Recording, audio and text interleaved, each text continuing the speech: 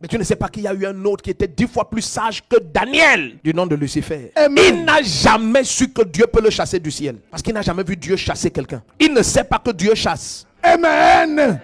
Parce que Dieu n'a jamais chassé avant. Il ne sait pas. Et comme il est splendide et beau, et ça impressionne certains, il pense qu'il est le plus fort. Il ne sait pas que Michel est plus fort que lui. Amen. Amen. Il croit que Dieu doit se lever pour lui. C'est Michel qui le frappe. Amen. Michel ne le frappe pas seul. C'est là où il découvre que Michel est plus fort que lui et le tiers des anges. Amen. Un seul les a frappés tous. Amen. Amen. Regarde la honte de... J'imagine quand Lucifer est tombé ici. Il a dit, Amen. attends, donc ce Dieu-là est autant puissant. Amen. Donc il y a quelqu'un de mon rang qui peut me frapper avec le tiers des anges. Lui Amen. seul.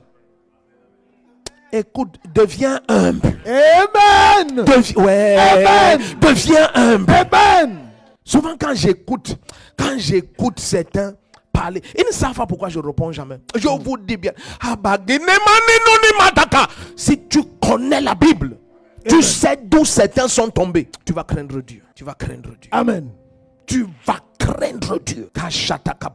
Amen. Amen. Et Jésus a dit, sans moi vous ne pouvez rien faire. Dans Jean 15 à partir du verset 5 en descendant, il dit, même verset 3 en descendant, il dit, maintenant vous êtes plus à cause de la parole que je vous ai donnée, ainsi de suite. Il dit, car sans moi vous ne pouvez rien faire. C'est sa grâce. Amen. C'est sa grâce. Amen.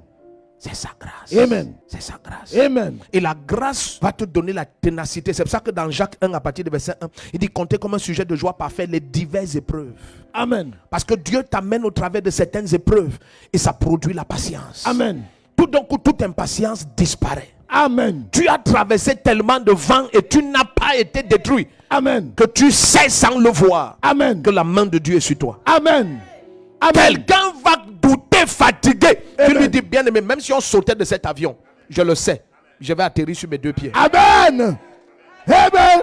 Et la personne pense que tu es vantant. C'est que tu as tellement traversé des vents. Amen. Et Dieu t'a montré que ma main est là. Amen.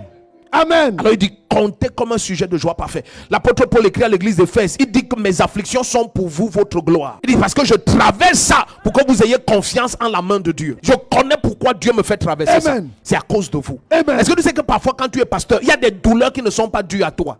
Amen. Amen. Amen. C'est pour enseigner, former, équiper le peuple dont tu es le berger. Il y avait des douleurs que Jérémie avait, c'était à cause du peuple dont il était établi dessus. Amen. C'était pas ses douleurs. C'était pas ses douleurs. Amen. C'était pas ses douleurs. Amen.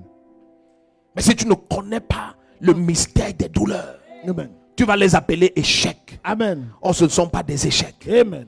Ce ne sont pas des échecs. Amen. L'apôtre Paul est allé jusqu'à arriver à un point étrange dans 2 Corinthiens 12 à partir du verset 10.